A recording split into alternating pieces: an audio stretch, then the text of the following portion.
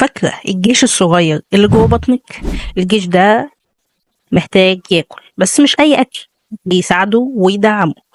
والنهارده أقولك على 5 حاجات، ال5 حاجات دول هيساعدوا جيشك وهيحبهم جدا. أنا كنت زيك مستغربة إزاي في أكل ممكن يساعد ويدعم بكتيريا نافعة، بس لما جربت وحسيت الفرق في الهضم وفي النفخة بتاعة البطن عرفت إن الكلام ده مظبوط.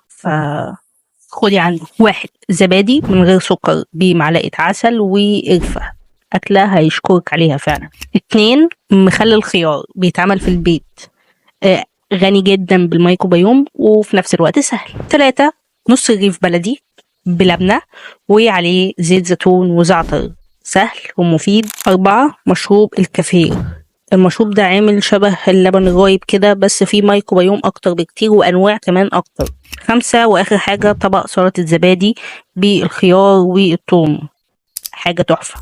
الموضوع مش معقد ومش محتاج مننا تعقيد وكده، ابدأي بوصفة واحدة وكل يومين كده غيري، اعملي سيف علشان ترجعي الفيديو تاني، واكتبي لي في الكومنت وقولي لي هتجربي ايه النهارده. ولو حابة تعرفي اكتر ازاي تدعمي صحتك من جوه، استني الريل الجاي وعيشيها بصحة.